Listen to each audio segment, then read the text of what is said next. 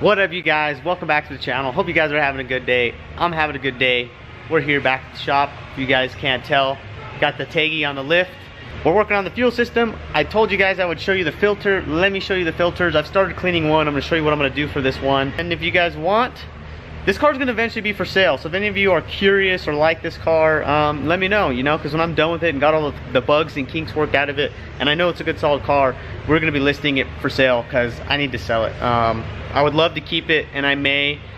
The only other option is I put together my Fox body really quickly and I sell that really quickly. So if any of you guys are interested in either of those cars as a running driving car, let me know, and I will go over that with you in detail, and we can talk about all the details. Let's show you these filters.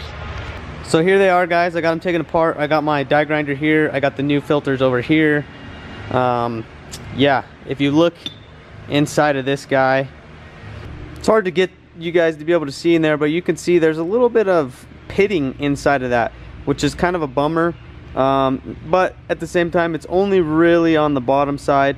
I know the camera's having a hard time focusing. There you guys go. There's a really good shot of the pitting in there. You can see it. But yeah, like I said, I think it was just sitting down there at the bottom. This is the way that it sat, and so the water and stuff started corroding it, because the other side doesn't look too bad. But yeah, then this guy, you can see it looks pretty good. There's just a little bit of crud in it, no pitting.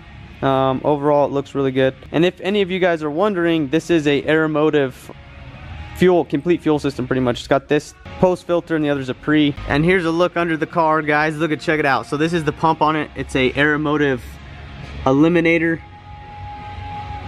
Pretty good fuel pump. I think it's definitely a good fuel pump. Plenty of pump for this car. We got the sump part of the fuel tank there. It's a little dirty. The exhaust had rusted out. If you check it out, it literally broke off and fell off. So yeah, it's kind of crazy how much of that exhaust fell off, and you can totally see it just rusted out right there. So what I'm gonna do, guys, is take this guy, we're gonna clean it out, zip it in and out of this thing real quick to clean out the crud and get in all those pits, make sure it's nice and clean using this and that wire brush. And then we're gonna put the filters in. I'm just gonna wipe this guy out. I'm not gonna do any of that with it because it doesn't need it. So we're just gonna wipe him, zip him, new filters in, caps back on, and put it back together.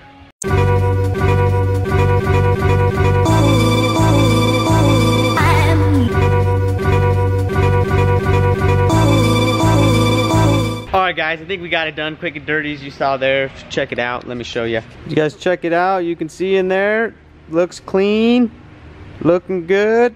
Very pleased. I likey. I think you guys will like that too.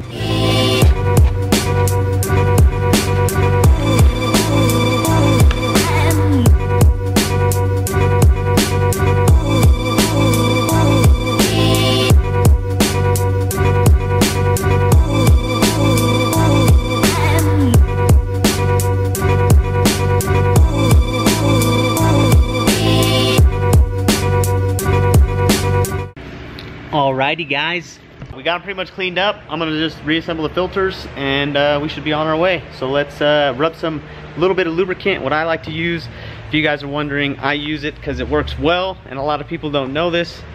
Vaseline is made from petroleum, and it works really well because in fuel systems we want something that lubricates stuff, right?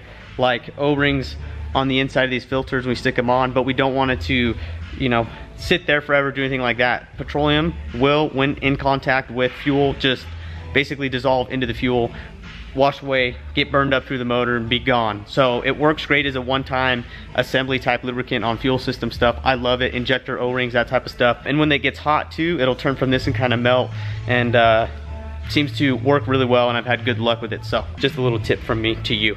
So we got our 100 micron filter here, boys, and our 100 micron filter is going to go in this guy, which is biggity boy.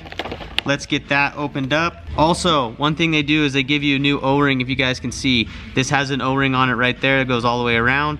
Comes with a new one for it. That's the two things that come in the kit, is the O-ring that seals this to this, and then obviously the new filter.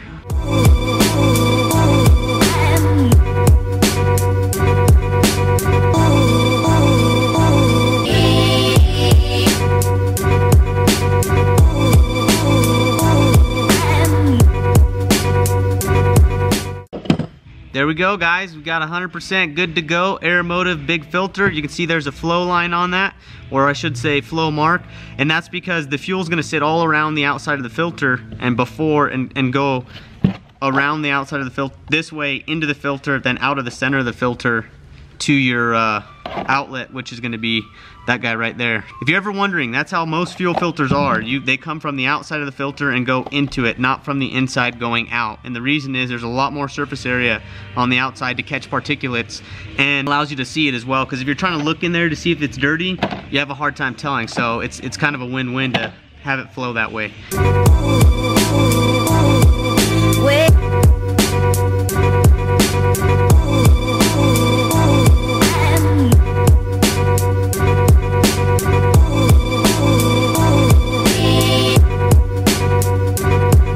Alright, now I'm going over to the vise, guys, because I always like to put these guys in the vise and give them a good tuggity tug on here.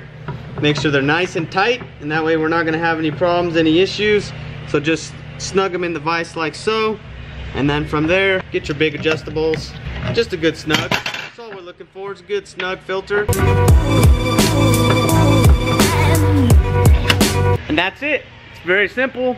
The reason I do that is I want the filter part to be tighter than the fitting part, and by that I mean like these fittings, so that way when we go to take it off, the fitting will come out rather than the filter coming apart typically. And let me show you guys the setup on this, where the filters go. This is where the small one's gonna go. This O-ring you can see is right here, so I'm just gonna lube it up a little bit with just, again, some more Vaseline, so that way this Vaseline will make sure that O-ring doesn't pinch or bind or do anything silly. Once that's done, you can bring your filter back in, spin it back on.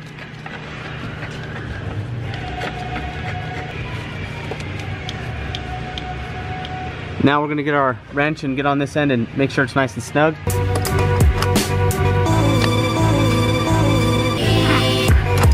Good.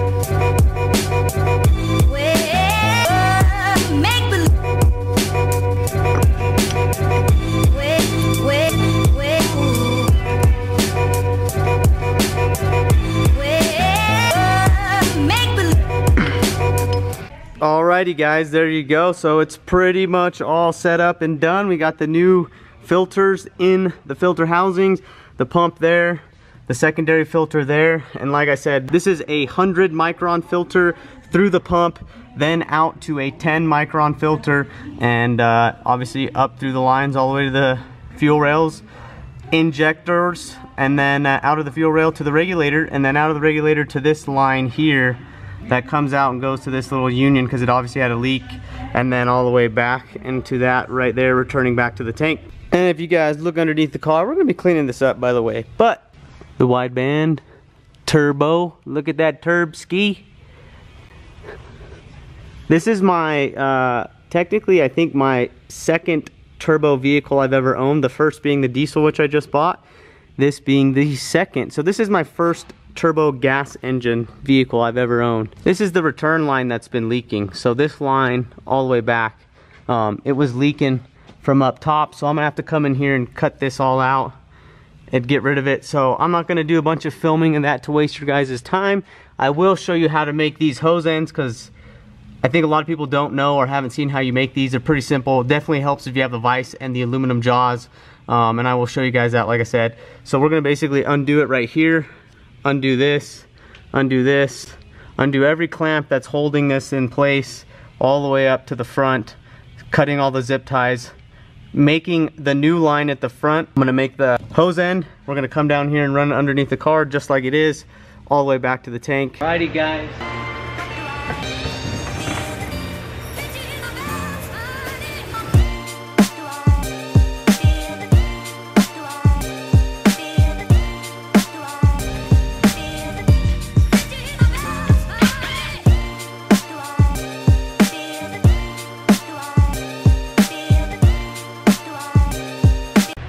Alright guys, so we're lowering this bad boy down. We want to get it down so we can get that line out of there. As you can see, we're pretty close. We got one more fitting to do, and we should be pretty much done with getting it out. I want to make sure that when we get it out, it's going to be easy to do. I was going to break it down there, take it apart, but then I figured if I took it apart there, it'd be a little difficult to get up through. I'd rather pull it down and out. So we're gonna come to the top, disconnect it, and then verify, you know, we've got everything disconnected up here, pull it out, and begin making our new line. Here it is on a good camera, by the way, guys. I know you haven't seen it perfectly, but this is where that line was leaking. So it was leaking right out of here, right at this bend. You can see that there's a little stress on it. If anything, this guy should be pointed more towards that way. So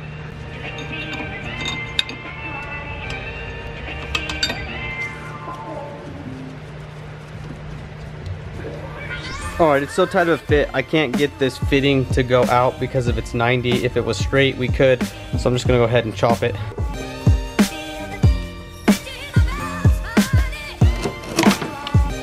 Let's go pull it out.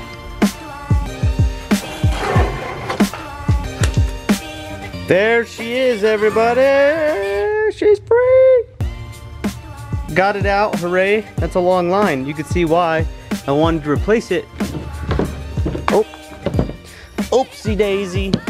Also, if you guys were wondering what this is just brake clean, and it comes in, you know, you buy these and it's just you fill it with brake clean by taking this lid off, fill through the hole, and then you put this on and you actually put air, compressed air into it right there, and that is how you get brake clean. Sometimes you can get the cans, but I feel like it's very wasteful to buy a bunch of cans because you're always throwing away cans, and that's not good for the environment. What we do is already not good, but if you buy a 5-gallon bucket and you keep filling this and just use compressed air, I think that's pretty good. So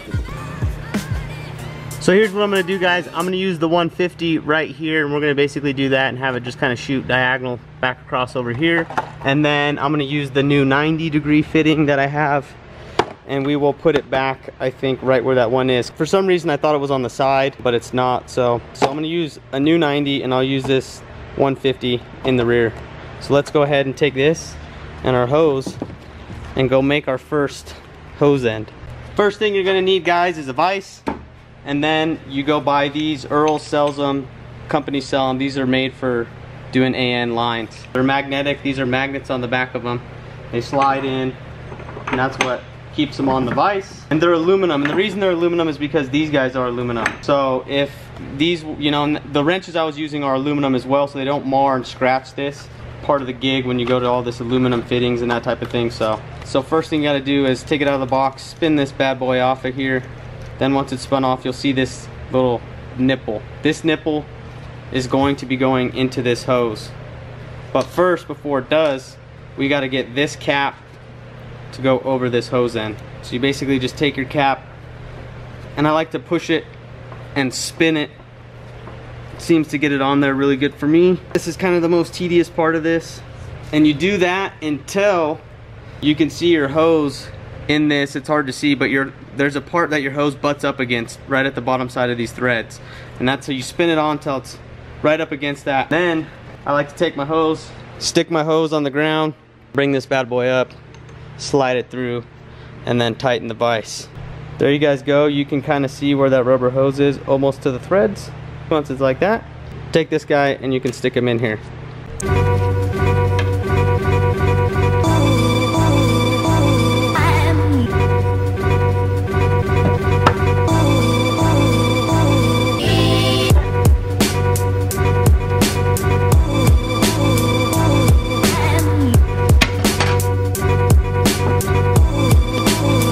That's it. Alright guys, so check it out, check it out. We got us a clean turbo.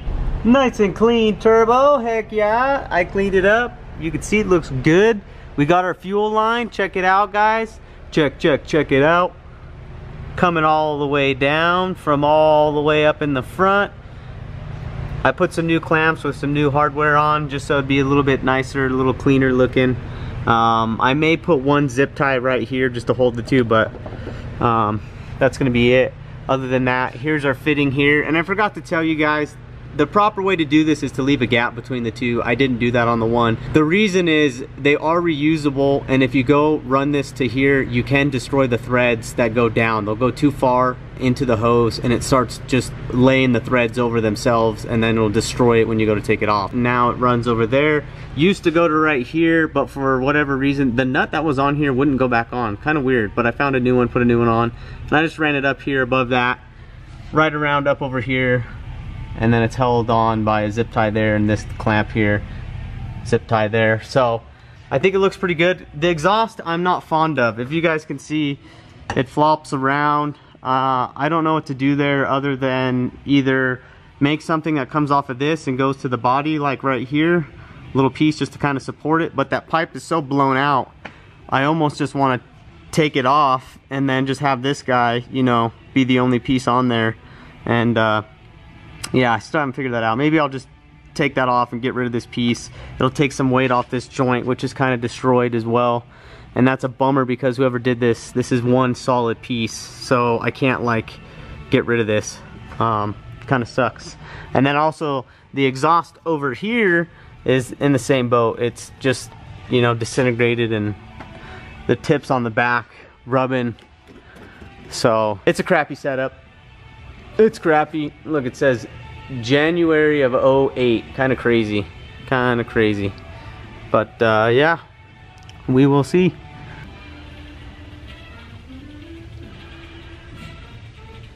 Well guys, I'm pretty excited. Let's get this bad boy dropped down, and we're gonna put some fuel in it and see if it leaks. I hope it doesn't, fingers crossed. We should be theoretically able to drive it. I'm kind of nervous about these wheels and tires because they're a little wonky. But I did get permission to put it on the dyno and start learning AEM EMS, but the problem is I don't have my computer that I would use to do that with here, so we're gonna see. Either way, we're just gonna put some fuel in it, fire it up, see what it does. Make sure it's good to go from there. And yeah.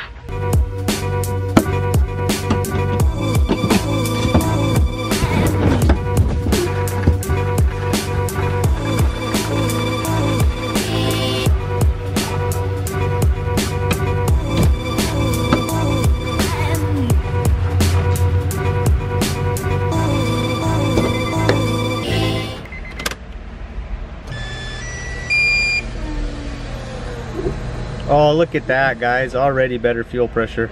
It's amazing.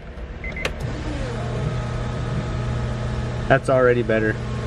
Because before it wouldn't hit that 20 mark until we put the car fired up. I think we want to turn it up to 40.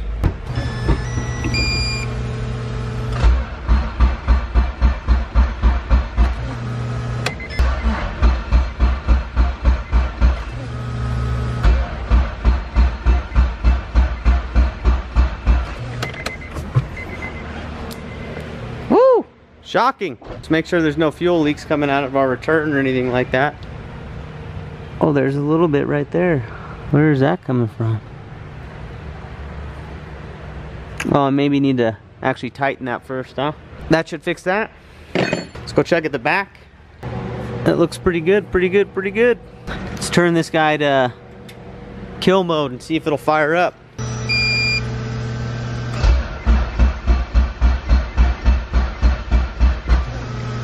We got my beautiful fiance now, because she's my fiance. Woo! She's gonna try and start it. I just want to make sure there's no fuel leaks or anything here.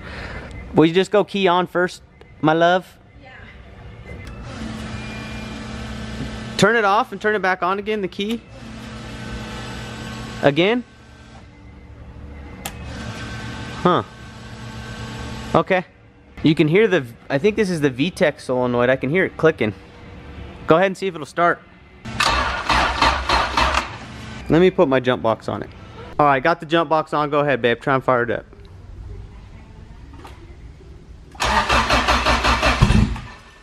Ooh.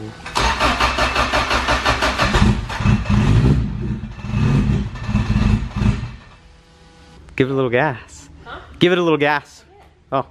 That was me giving it gas. Oh, okay.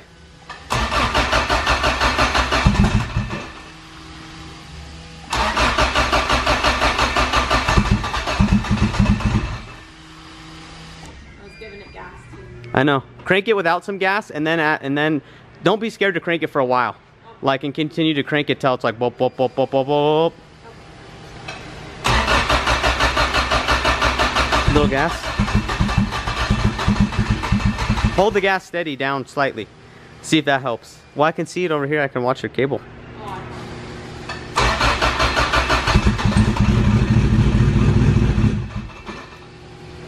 Almost. She almost had it. It needs a battery is what it needs.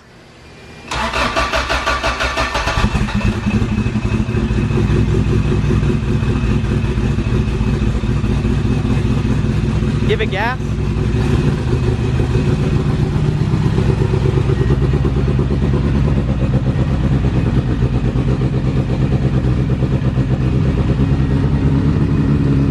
What do you think?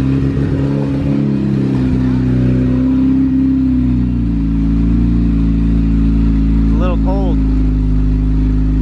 Fuel pressure's good.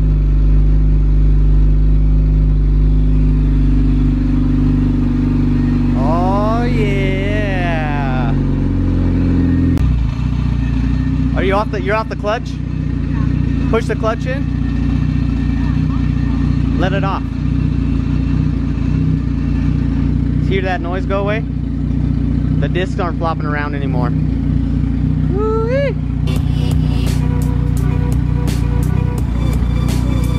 She's running. We fixed the leaky. Good, good, good.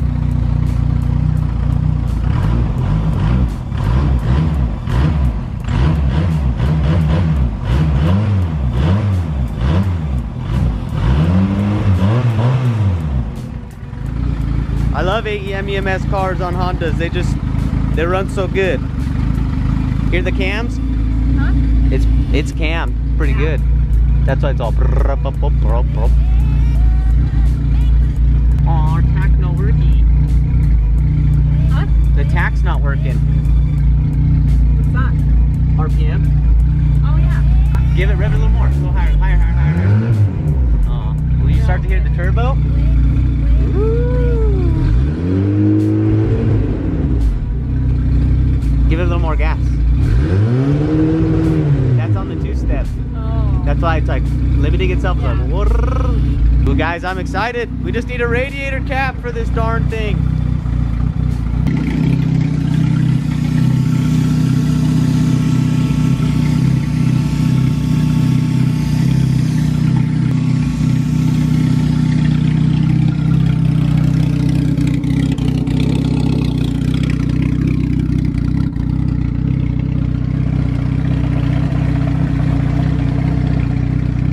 Alright everybody, so that's pretty much it. I need to get a radiator cap, I need to get a battery, so I think I may go attempt to get both of those things. I'm also hungry and my fiance is obviously here, so yeah, so we're gonna go eat and maybe I'll grab some things and I will see you guys in the next video. Keep wrenching on your own cars, keep killing it boys and girls, because there's a girl there too, she hangs out with me, but yeah, I wrench, see? Oh, wow. Just fix it. Wow. Babe, can you fix this? Because I have this new radiator cap for, this is for the car, but the problem, let me show you guys. It's too small, like it needs to be bigger. I may be able to manipulate it, but I just want to find the right cap for the task. So I don't know what radiator this is or what cap it takes, but we're gonna go find one. But as always, thank you guys for watching. Keep wrenching on your own cars. If you like this video, give it a thumbs up. If you're new, feel free to subscribe. But it's time for you guys to get the heck out of here. Is that a real camera?